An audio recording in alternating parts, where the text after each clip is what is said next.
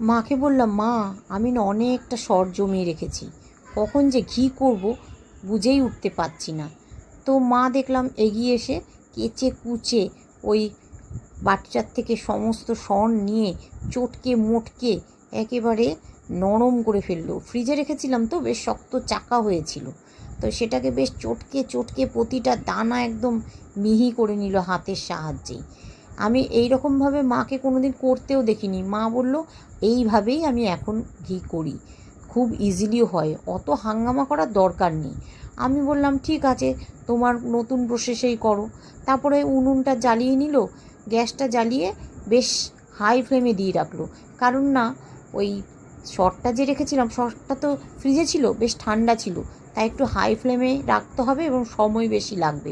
এটা যদি বাইরে থাকতো তাড়াতাড়ি গরম হয়ে যেত, যেহেতু ঠান্ডা তাই গরম করতে অনেকটা সময় লাগলো। এইবারে দেখছি খুব ফেনা হচ্ছে আর একটা তেল মতো বেরোচ্ছে। মা বললো আরে তেল নয়, তেল কোথা থেকে আসবে, এটা তো ঘি। তারপরে খুব গরম করে ওটাকে বন্ধ করে দিলাম। মা বললো এই সময় যদি বন্ধ না করিস খাগড়াগুলো খেতে পারবি না, আরও পুড়ে যাবে, তেল মানে ঘিটা বার করতে গিয়ে খাগড়াই যাবে পুড়ে। তো আমি তেল তেল বেরোচ্ছে কেন মুখ দিয়ে, ঘি ফি তো আমি নিজে কোনো দিন করিনি, আজকেই প্রথম। আর এই দেখুন তেলের মতো স্বচ্ছ হয়েছে। ঘি যে এরকম হয় আমি জানিও না।